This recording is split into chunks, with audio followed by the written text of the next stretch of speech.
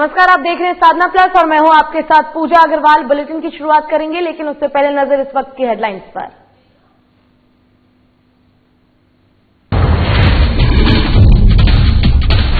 पटना में जेडीयू की राष्ट्रीय कार्यकारिणी की बैठक शुरू। सीएम नीतीश कुमार के नेतृत्व में हो रही बैठक में कई प्रस्तावों को मिलेगी मंजूरी।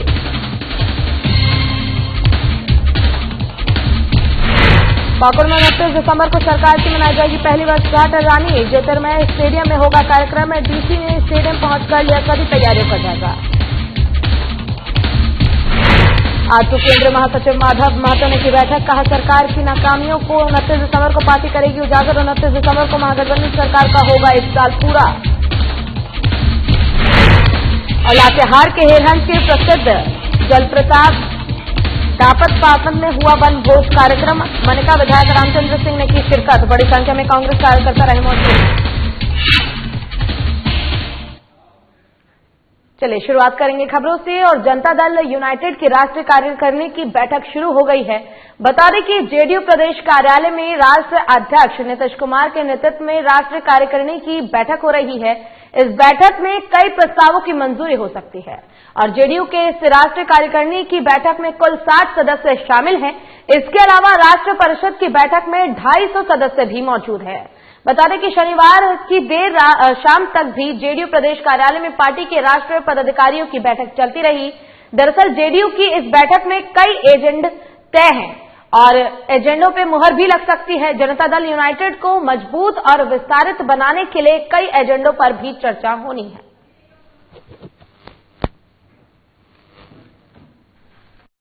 के कारण राष्ट्रीय कार्यकारिणी हम लोग का नहीं हुआ था। करीब 18 महीने 19 महीने हो गए थे और बिहार का चुनाव भी बीच में था।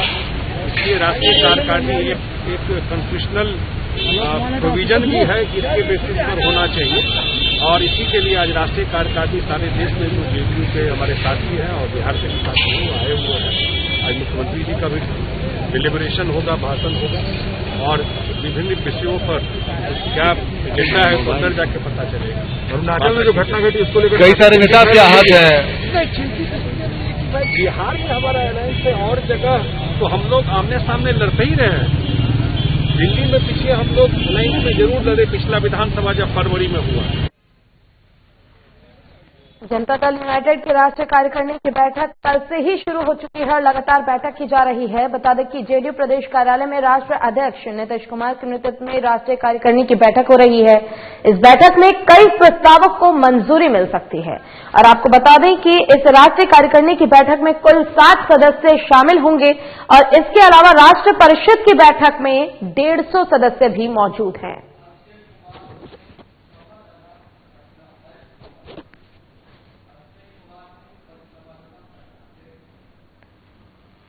और इसी पर अधिक जानकारी के साथ हमारे वरिष्ठ संवाददाता अभिषेक कुमार सिंह हमारे साथ फोन लाइन पर जुड़ गए हैं।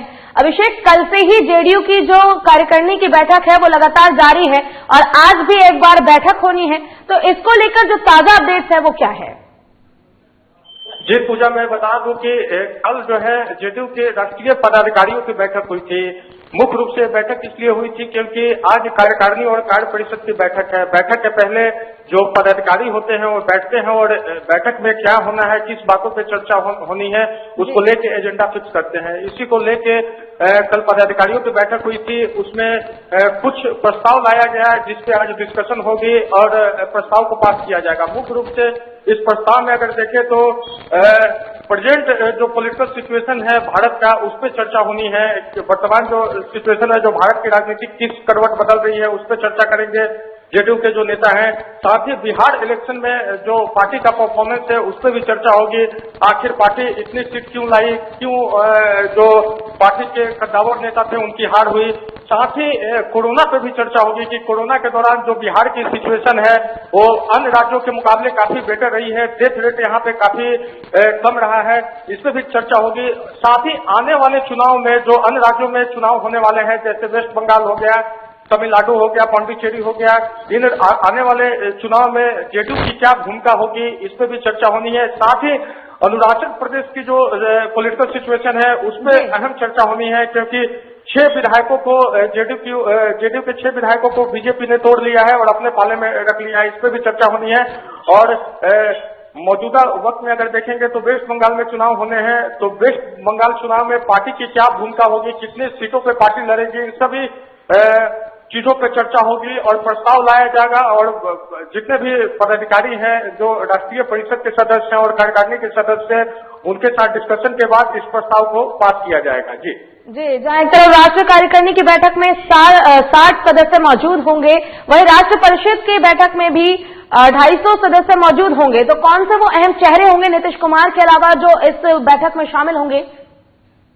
जी बिल्कुल, नीतीश कुमार राष्ट्रीय अध्यक्ष हैं जेडीयू के, उनके अलावा जो केसी त्यागी हैं महासचिव हैं वो मौजूद हैं, साथ ही लल्लन सिंह मौजूद हैं, विजय चौधरी मौजूद हैं, संजय झा मौजूद है, अशोक चौधरी मौजूद है।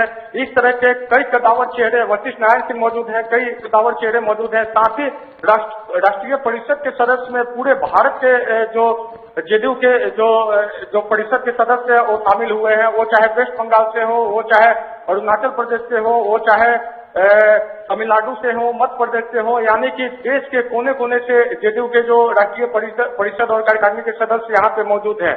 अगर बात करें तो पिछले बार जो बैठक है दिल्ली में हुई थी, ठीक 18 महीने के बाद ये बैठक हो रही है, पटना में हो रही है। जेडीयू नेताओं ने हवाला दिया है कि बैठक में जो देरी हुई है इसकी मुख्य वजह है कि कोरोना को लेकर बैठक थोड़ी देर से शुरू हुई है, लेकिन हर एक साल ये बैठक होती है, तो इसलिए 18 महीने का वक्त लगा है इस बैठक में। बिहार चुनाव भी था जिसके कारण बैठक में थोड़ी देरी हुई है। हर एक साल बैठक होती है और पार्टी हर एक साल अपने आप को, संगठन को मजबूत करने में, राष्ट्रीय स्तर पर संगठन कैसे मजबूत हो, इस पे इस बैठक में चर्चा होती है। जी बिल्कुल अभिषेक, जिस प्रकार से ये बैठक की जा रही है, ऐसे में राष्ट्र कार्यकारिणी और राष्ट्र परिषद के सदस्य इसमें मौजूद होंगे और कई मुद्दे आपने हमें बताया, जैसे पश्चिम बंगाल का चुनाव हो, बिहार का चुनाव हो, और बिहार में जिस प्रकार से सरकार कार्य कर रही है, सरकार को जो कार्यशील है उसको देखकर कई चर्चों पर बात होनी है। और ऐसे में जो सबसे बड़ा सवाल यही उठता है कि जिस प्रकार से बिहार में अपराध बढ़ते जा रहे हैं, जरूरी है कि सरकार इस पर शिकंजा कसे ताकि अपराधियों को कहीं ना कहीं सरकार अपने मुट्ठी में ले सके, और प्रशासन पर भी सख्ती दिखानी चाहिए ताकि प्रशासन भी इन अपराधियों पर कड़ी से कड़ी उन्हें सजा सुनाए और कार्रवाई करे। और आपका बहुत बहुत शुक्रिया तमाम जानकारी के लिए। फिलहाल वक्त है एक छोटे से ब्रेक का, ब्रेक के बाद जल्द होंगे हाजिर।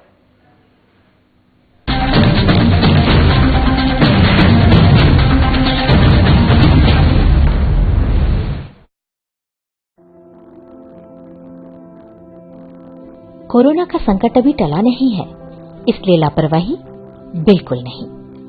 जब भी घर से बाहर निकलें, मास्क जरूर लगाएं। दूसरी बात, एक दूसरे से कम 2 गज की दूरी बनाएं। और तीसरा, अपने हाथों को साबुन से अच्छी तरह बार बार धोएं। यदि हम इन सभी मुख्य बातों पर अमल कर लें तो कोरोना वायरस के संक्रमण से बच सकते हैं और हमारा राज्य कोरोना मुक्त हो सकता है।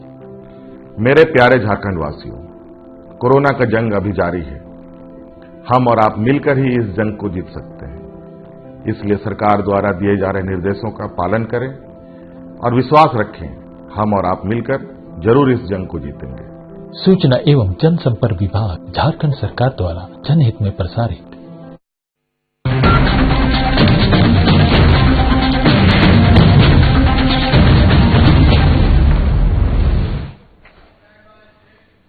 और ब्रेक के बाद एक बार फिर से स्वागत है आपका। रुख करेंगे इस वक्त की बड़ी खबर की ओर, जो कि सिमडेगा से आ रही है। आपको बता दें कि फर्जी एनकाउंटर बंद करने की नक्सलियों ने दी चेतावनी। पीएलएफआई नक्सली संगठन ने पुलिस को दी चेतावनी।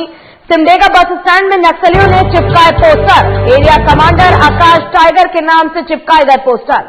नक्सलियों गतिविधियों के बीच मामले की छानबीन में जुटी पुलिस। ये बड़ी खबर सिमडेगा से, जहां फर्जी एनकाउंटर बंद करने की नक्सलियों ने चेतावनी दे डाली है। पीएलएफआई नक्सली संगठन ने पुलिस को चेतावनी दी है।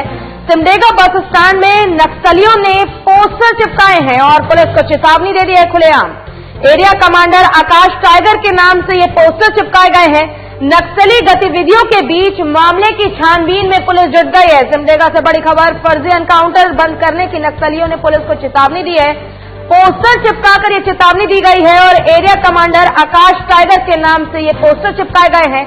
जहां अब नक्सली गतिविधियों के बीच मामले की छानबीन कर पुलिस जांच में जुट गई है।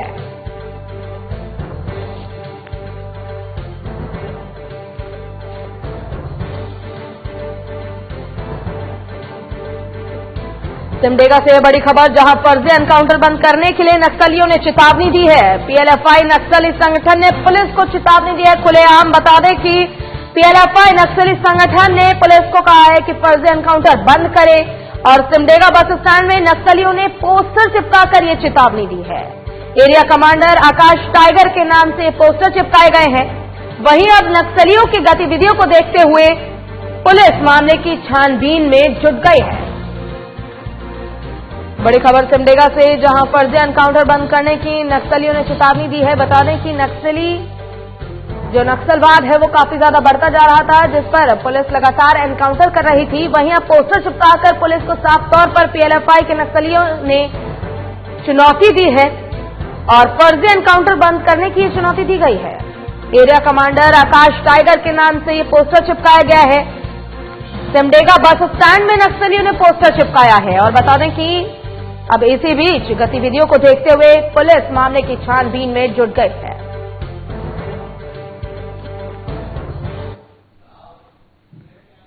चलिए इसी के साथ खबरों में बढ़ेंगे आगे। डीसी कुलदीप चौधरी, एसपी मणिलाल मंडल सहित कई वरीय पदाधिकारियों ने रानी ज्योतिराम स्टेडियम का निरीक्षण किया। आगामी 29 दिसंबर को सरकार की पहली वर्षगांठ पर जिला स्तरीय कार्यक्रम का आयोजन इस स्टेडियम में होगा।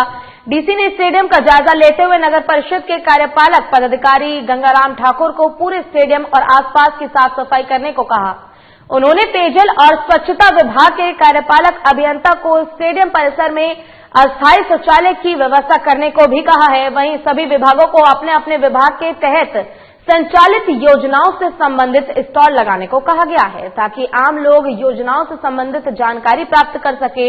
वहीं रांची में आयोजित मुख्य कार्यक्रम के प्रसारण को लेकर एलईडी स्क्रीन लगाने का भी निर्देश संबंधित अधिकारियों को दिया गया है।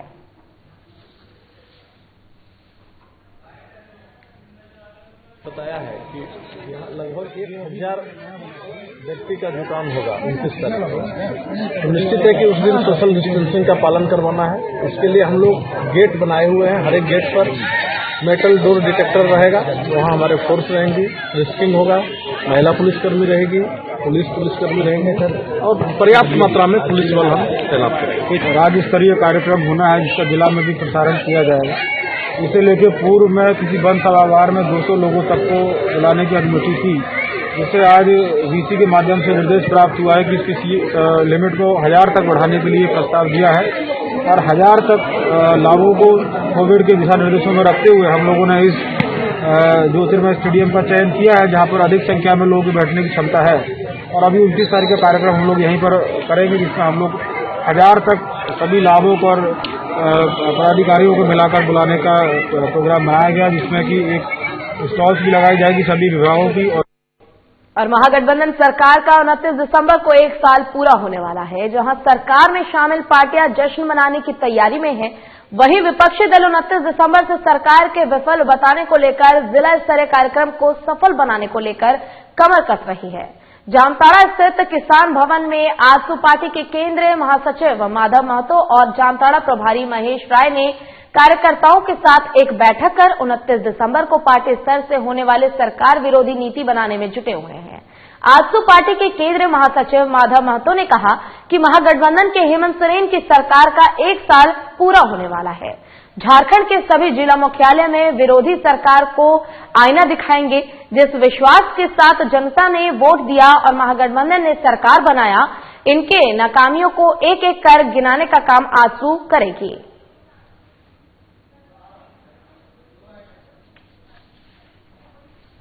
मुख्यालय पर हम लोगों का नेता कार्यकर्ता लोग बैठेंगे और जनता के साथ संवाद, सीधा संवाद करेंगे।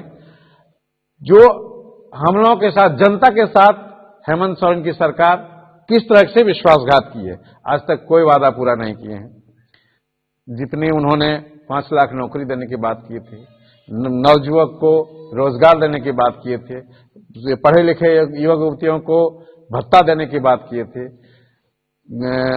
ग्रामीण महिलाओं को जो मजदूरी करता है उसको 2000 रुपया देने की बात किए थे। 29 तारीख को वर्तमान सरकार का 1 साल की पूर्ति हो रही है और जामताड़ा में, सिर्फ जामताड़ा में ही नहीं, हर जिला के मुख्यालय में, पूरे झारखंड में आजसू पार्टी विश्वासघात दिवस मनाएगी।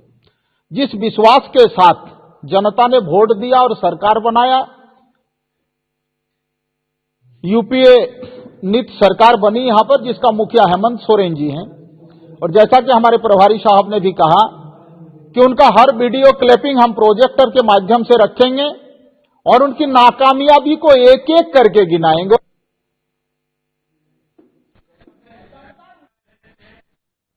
और यहाँ रुकेंगे एक छोटे से ब्रेक के लिए। ब्रेक के बाद जल्द होंगे हाजिर।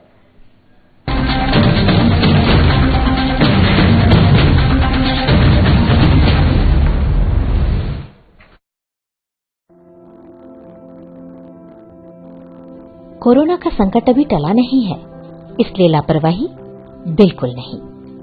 जब भी घर से बाहर निकलें, मास्क जरूर लगाएं। दूसरी बात, एक दूसरे से कम 2 गज की दूरी बनाएं।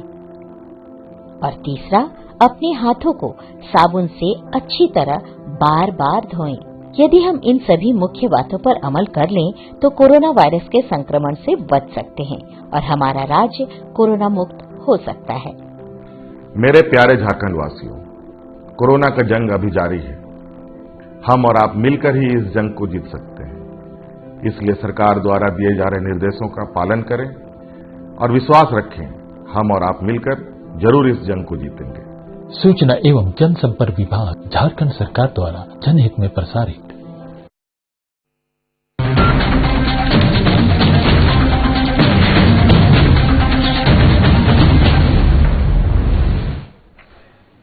और ब्रेक के बाद एक बार फिर से स्वागत है आपका। रुक करेंगे खबरों की ओर। बात करेंगे लातेहार जिले की, जहां हेरहंज प्रखंड युवा कांग्रेस की ओर से प्रसिद्ध जलप्रपात दातम मातम में वन भोजन कार्यक्रम आयोजित किया गया, जिसमें मनिका विधायक रामचंद्र सिंह ने शिरकत की। इस दौरान बड़ी संख्या में कांग्रेसी कार्यकर्ता मौजूद रहे। मौके पर विधायक रामचंद्र सिंह ने कहा कि पूरे राज्य में युवा कांग्रेस बेहतर कार्य कर रही है। युवा कार्यकर्ता पार्टी को नई ऊंचाइयों पर ले जाएगा।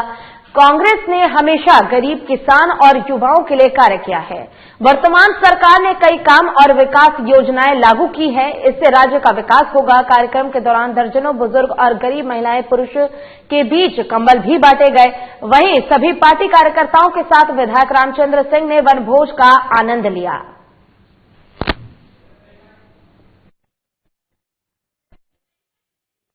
लातेहार जिले के हेरहंज प्रखंड युवा कांग्रेस की ओर से प्रसिद्ध जलप्रपात दातम पातम में वन भोजन कार्यक्रम का आयोजन किया गया और बुजुर्गों, बच्चों और महिला पुरुषों के बीच कंबल भी बांटे गए।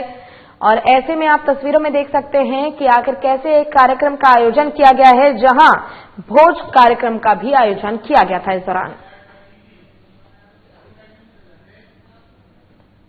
और गुमला जिले के कामडारा थाना क्षेत्र के रामपुर से सुकुड़ा जाने के दौरान 65 साल वृद्ध महिला विक्टोरिया सोरेन को जंगली हाथी ने कुचल दिया, जिससे मौके पर मौत हो गई।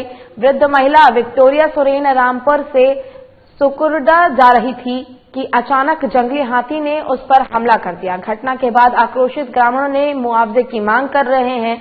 इधर वन विभाग की ओर से अभी तक कोई पहल नहीं होने से ग्रामीण आक्रोश में हैं।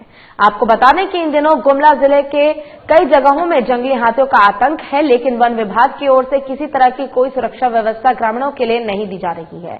ऐसे में सरकार को ऐसे अधिकारी या विभाग के कर्मचारी पर कार्रवाई करते हुए आगे बढ़ना चाहिए।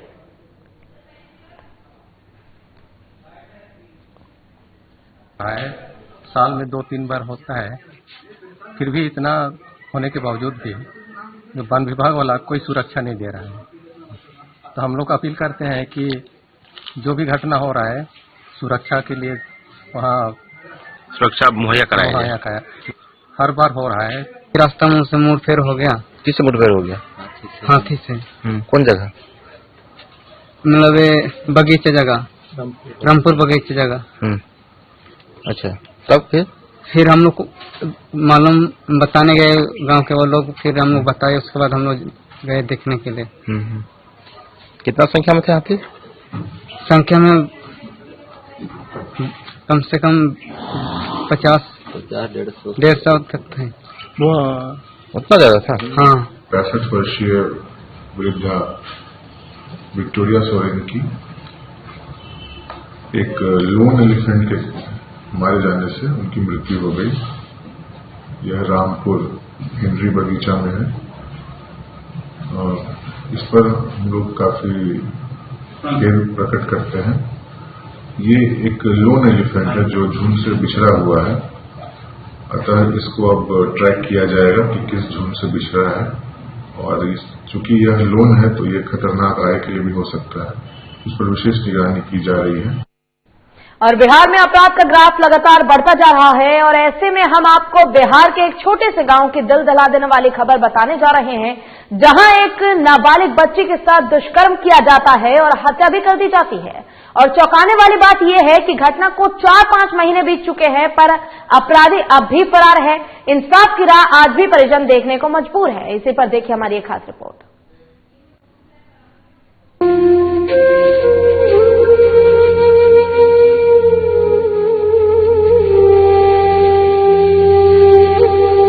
सुना है बिहार में सुशासन बाबू की सरकार है, सुना है बिहार में अपराधी खौफ खाते हैं, लेकिन ये सिर्फ सुनने की ही बातें हैं, क्योंकि बिहार में आज भी अपराधी बेखौफ नजर आते हैं। महिलाएं खौफ में जीती हैं और मन चले खुलेआम महिलाओं की इज्जत तार तार कर देते हैं। हैरानगी तो इस बात की होती है कि जिस खाकी पर महिलाओं की रक्षा करने की जिम्मेदारी होती है, जिनके कंधे पर अपराधियों को सलाखों के पीछे भेजने का दायित्व होता है, वो भी मूक दर्शक बने रहते हैं। अब आपको मधुबनी जिले के ब्रह्मपुरा गांव की तस्वीर दिखाते हैं, जहां दरिंदों ने एक नाबालिग बच्ची को अपनी हैवानियत का शिकार बनाया और फिर उसकी निर्मम हत्या कर दी। इतना ही नहीं बल्कि उस बच्ची के शव को पानी में भी फेंक दिया गया। और तो और आरोपियों ने इस घिनौनी घटना को दिन दहाड़े अंजाम दिया। बता दें कि बच्ची मवेशी के लिए घास काटने गई हुई थी कि अचानक गांव के ही 2 युवक इंदल साहा और साहिल साहा बच्ची के पास गए और उसके साथ जबरन दुष्कर्म किया और फिर उसको मौत के घाट उतार दिया। जब मृतिका के परिजनों ने बच्ची की खोजबीन शुरू की तो पता चला कि बच्ची का शव पानी में पड़ा हुआ है, जिसके बाद मामले ने काफी तूल पकड़ लिया और मामला पुलिस तक पहुंच गया। पर पुलिस ने उल्टा मृतिका के परिजन और उसके गांव के ग्रामीणों पर ही मुकदमा दर्ज कर दिया।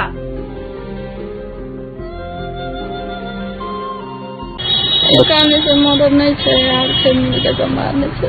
के सब छे में एगो तो छे अथी नाम छे ओकरा इंदल राय बिहार छे नाम उनका।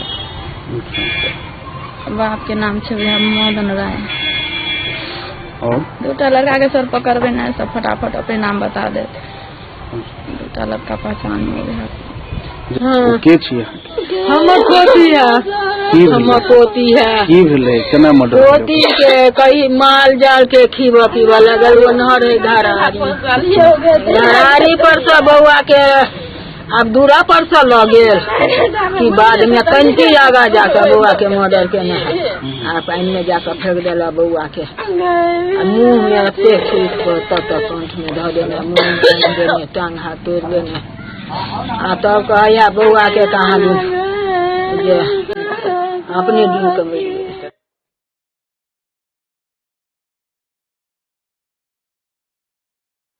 दुष्कर्मियों को पुलिस का संरक्षण मिल रहा है, जिसके बाद उनके हौसले और भी बुलंद हो गए हैं।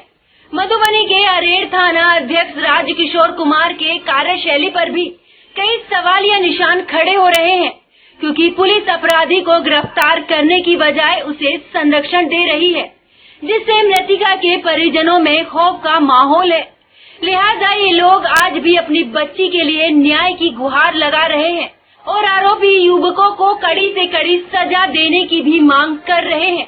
लेकिन जिस तरह से दुष्कर्मियों को पुलिस का संरक्षक मिल रहा है, इससे तो यही सवाल उठता है कि आखिर आरोपियों को सजा कैसे होगी, पीड़िता के परिवार को इंसाफ कैसे मिलेगा।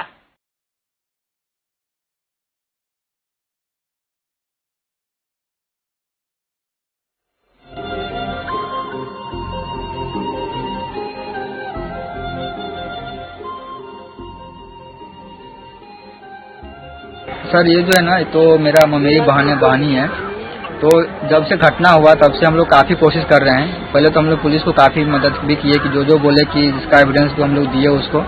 उसके बाद उससे कुछ निराशा हुआ तो हम लोग फिर उसको पीजी पोर्टल है पीएमओ का, उस पर हम लोग अप्लाई किए। उसके बाद महिला आयोग है, महिला आयोग को भी किए, तो महिला आयोग क्या किया, वो बच्चा संख्या में डाल दिया। अभी तक उससे कोई रिप्लाई नहीं आया। वो एक बार डॉक्यूमेंट मांगा था, हमने सारा एविडेंस उसको दिया। उसके बाद हम लोग जो है एक मानव अधिकार आयोग है, मानव अधिकार में भी हमने उसको एप्लीकेशन दिया। उसमें देने के बाद वो जो है अभी एसपी के पास है, एसपी के पास अभी तक कोई आगे बढ़ा नहीं है।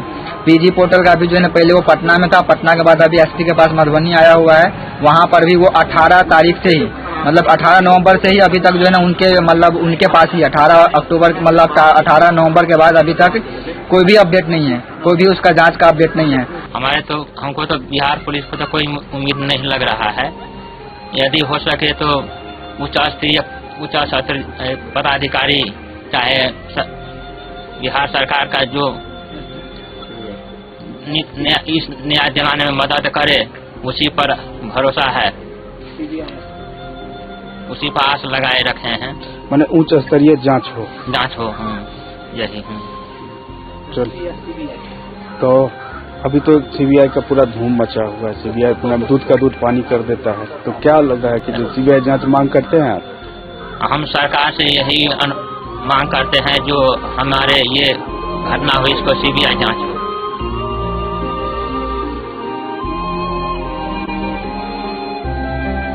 अब जरा एक नजर उस सदर अस्पताल पर भी डालते हैं जिस चिकित्सक ने शव का पोस्टमार्टम किया।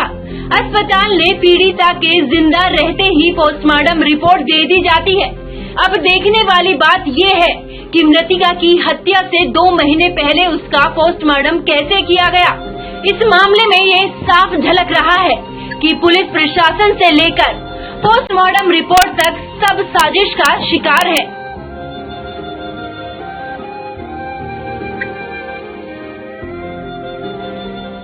कुछ नहीं न्याय मिला, कुछ नहीं न्याय मिला है, कुछ नहीं थाना ये किया, न कोई किया, आया बहुत देख कर चला गया, कोई कुछ नहीं किया। तो अब क्या लग रहा है कि जो अभी थानेदार है, चाहे बिहार की पुलिस है, उससे उम्मीद है आपको न्याय? नहीं, उससे नहीं है, थानादार से हमको उम्मीद नहीं है। तो क्या मांग करते हैं आप सरकार से? अगर सीबीआई कर दे तो अच्छा है।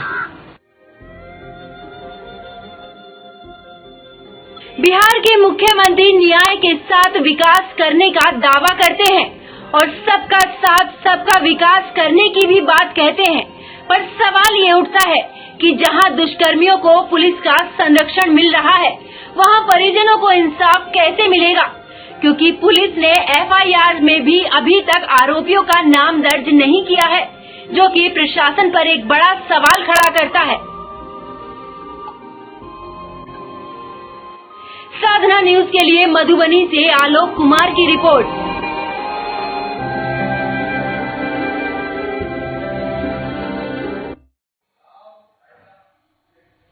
सरकार बात करती है विकास की, और विकास इस प्रकार से होता है कि 4-5 महीने बीत जाते हैं लेकिन अभी तक अपराधियों को जेल नहीं भेजा जा चुका है। ये काफी गंभीर समस्या है और जरूरी है इस पर सरकार को नजर बनाने की और प्रशासन को नजर बनाने की। और इसी के साथ फिलहाल के इस बुलेटिन में बस इतना ही। खबरों का सिलसिला लगातार आगे भी जारी है। आप देखते रहिए साधना प्लस। नमस्कार।